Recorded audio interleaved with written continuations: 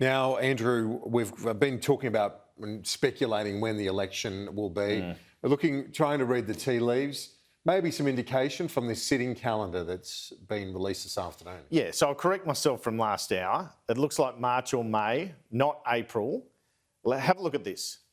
So I don't recall a time, I invite viewers to correct me on this, when Australia has had a March budget.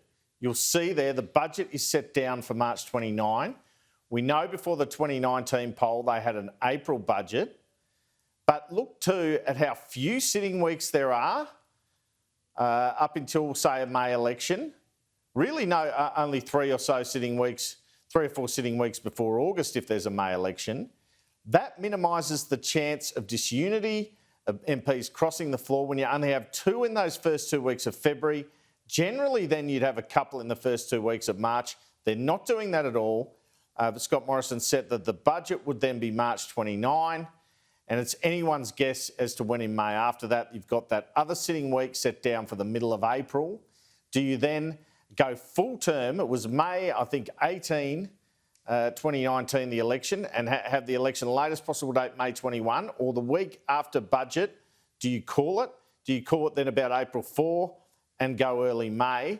Or do you use that gap in March to go then? Well, we don't know, but I would say looking at that there are options, as I've been told, Kieran, but the plan very much is May and a March 29 budget, no doubt with some tax cuts, with some gimmies to try and come back and get over the top of Labor. That does make sense. And you see beforehand, as you rightly point out, only 2 weeks of sittings, and it's in summer as well, sort of the end of summer. Maybe that the Prime Minister's thinking that there won't be much attention on politics still as we enjoy the end days of summer as well.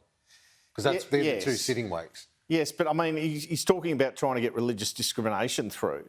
He's not really giving himself the time, is he, with 2 weeks? I mean, he would argue, well, we can pass it in 2 weeks, but you do wonder, do you want to take that then as a wedge to the election? Is that the plan? And that March period of no sittings, that is an election campaign. We've seen the fake campaign already underway. Well, that's right. As you're building up to the budget, you could just imagine all the drops trying to build up the message around Josh Frydenberg's latest budget. Yes, yeah, exactly. It'd be another phase of the campaign. Absolutely. But it all depend on state borders, of course, and whether they can travel to sell the message. And, you know, the situation around this pandemic just always changes. You can never be complacent. Now it's Omicron. Will it be another variant? There are so many unknowns. And that's why you're a mug if you predict the result, really. But you're right, that's campaign time. They don't want to be in Canberra. But, you know, others would say, well, that's the time you can have the election in March as well. Well, they could that's still your go reserve after, option, basically. They could go after Australia Day. That's still the option. Yeah. If they feel like they're in a better position, don't have to come back to Parliament at all. Yeah. And go for a March election. Yeah, and no one would obviously see that as an early election. It's not controversial like calling it at the end of this year, for example.